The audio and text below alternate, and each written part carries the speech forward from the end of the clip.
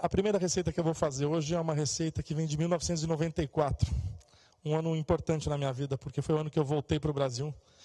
E foi o primeiro ano que eu fui chefe de cozinha na minha vida. Eu comecei minha carreira no ano de 89. Em 94 eu inaugurei um restaurante chamado Filomena. Foi a minha primeira chefia de cozinha. Foi a primeira vez que eu fui entender que um chefe de cozinha não é um grande cozinheiro. Ele é uma verdadeira máquina de espremer uma equipe para fazer o melhor resultado. A melhor comida de um restaurante não é feita pelo chefe. É pelo que o chefe é capaz de extrair de uma equipe afinada, em sintonia. Também foi a primeira vez que, como chefe, eu fui convidado a ir a um jantar para profissionais, para chefes. E quem fazia esse jantar era um garoto na época que chamava Vitor Sobral. Nós éramos novinhos, não tínhamos cabelo branco, éramos magrinhos.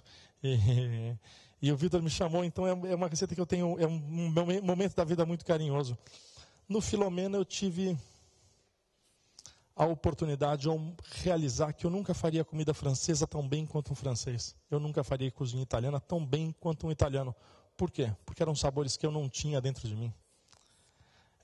Eu penso que se um sushi man é honorado no Japão, é porque ele faz sushi para japoneses. Os japoneses comeram sushi a vida inteira.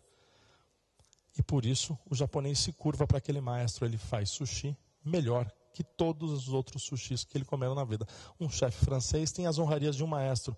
Então ele faz comida francesa para franceses. Então o reconhecimento do público é o que confere a esse senhor a maestria. Entendi então que eu devia militar pelo meu país. Naquele momento tudo isso era instintivo, estava na minha cabeça, eu sabia, mas não sabia que sabia. Essas coisas foram se destilando com os anos. Uma das primeiras receitas que eu fiz no Filomena e que andou muito bem foi um linguado com farofa de maracujá, que é a receita que eu vou fazer hoje. Vamos falar de técnicas antigas, vamos falar de técnicas atuais e vamos fazer uma reflexão, vou pedir a vocês fazerem uma reflexão de que muitas vezes criar não é só olhar para frente, é também saber resgatar. O fato de você olhar o seu trabalho, por muitas vezes medíocre que pareça, te faz conhecer melhor. Faz conhecer os seus pontos fortes nesse momento e principalmente a reflexão para os pontos fracos e um futuro amanhã melhor. Essa receita naquela época a gente não tinha grandes peixes no Brasil. Melhorou muito isso no Brasil. Eu tinha um filé de linguado, na época congelado, numa qualidade sofrível. Com os anos, fui melhorando. Com os anos, fui conhecendo outras técnicas. Quando, todos sabemos a diferença de usar um peixe congelado e um peixe fresco, é claro. Porém, o pai do Claude, seu Pierre Troagro, uma vez me falou uma coisa que me gravou muito na vida. Hoje em dia, é melhor usar um peixe bem congelado do que um fresco maltratado. A tecnologia do congelamento também nos ajuda e pode ser útil conforme o momento do ano ou na situação geográfica que você se encontra. Trabalhando esses últimos anos com peixe, a gente teve a oportunidade de trabalhar com peixes incríveis, frescos, vivos. Naturalmente, o que nós fazemos no procedimento é tirar um filé de peixe, tirar a pele. No Brasil, as pessoas, infelizmente, ainda rejeitam muito a pele do peixe. Um pecado, uma das partes mais saborosas do peixe. Eu venho brigando um pouquinho por isso. E o normal, então, era a gente pegar um filé de peixe, abrir, tirar, passar numa farinha ou não e fazer numa frigideira. Correto. Nada de errado. Com o tempo, nós fomos percebendo que seria mais saboroso trabalhar com pele.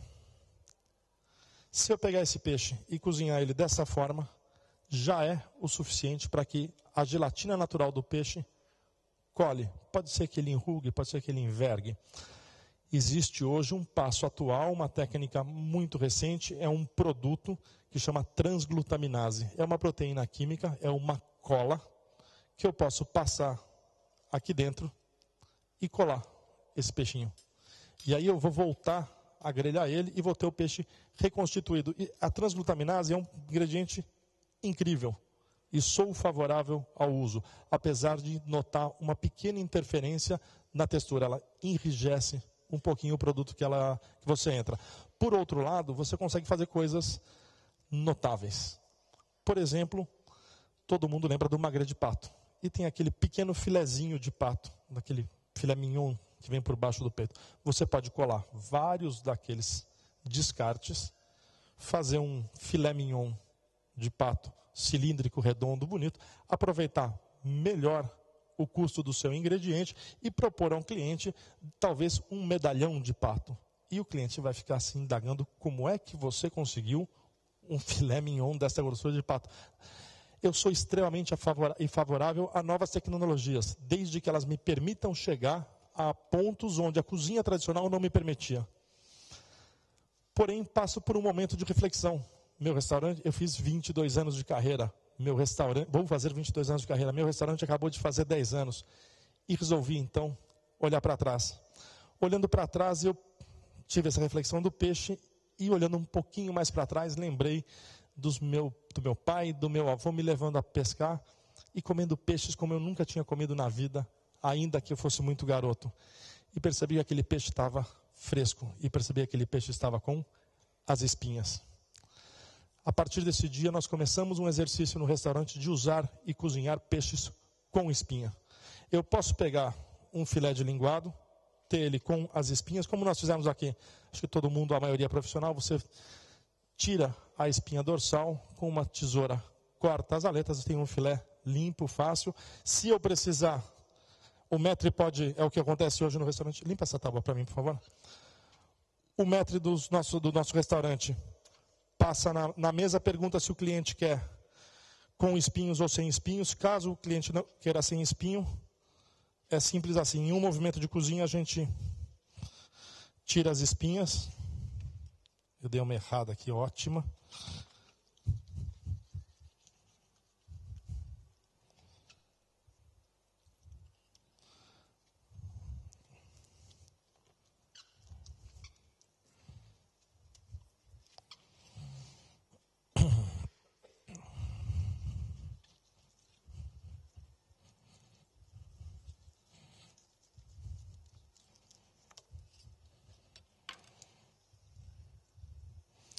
E reconstituo o meu filé da forma que eu melhor entender. Vou deixar assim, não vou nem mexer porque não vou usar ele mesmo, só mais para demonstrar. E consigo, com isso, lembrar que um peixe sofre com a manipulação. No meu novo entender, na minha nova maneira de ver o peixe, eu entendo que o peixe é muito parecido com uma maçã. Nós nunca compramos uma maçã partida no meio, porque ela deteriora muito rápido. Nós cozinheiros sabemos que se eu cortar um peixe e deixar ele na geladeira sem nenhuma proteção, ele também vai sofrer. O mesmo peixe eu comecei a reparar que se eu tirasse, por um motivo óbvio de mise en place, se eu tirasse um filé, que era o suficiente para tirar à noite, e deixasse-o com osso, o filé no dia seguinte estava melhor do que se eu tirasse. Então, começamos esse processo de começar a tentar trabalhar o ingrediente, fazer a menor interferência possível no ingrediente. O que nós fazemos hoje, então, é já porções um pouquinho menores, mais delicadas, mas sempre com osso. Fácil de ver. E bem fácil de trabalhar, porque os ossos soltam mais proteína, soltam mais gelatina, isso vai conferir um pouquinho mais de sabor e uma textura melhor. Os meninos estão apanhando aqui do fogão, o fogão está brigando com eles. Já vou resolver aí. Qual que você quer acender? Aquele é o número 4.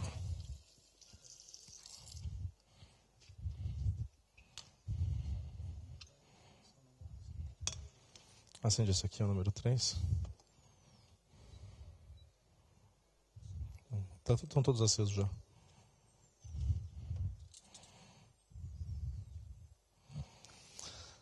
Farofa é alguma coisa demasiadamente brasileira. É alguma coisa que nós comemos muito.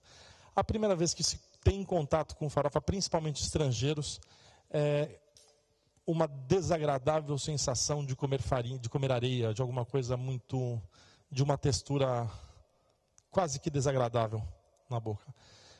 Eu costumo dizer que farofa é um paladar adquirido, porque quase todos os estrangeiros que um dia rejeitaram a farofa, um dia compreendem e começam a gostar então da farofa e quem sabe até uma adicção, assim, criar o vício de comer.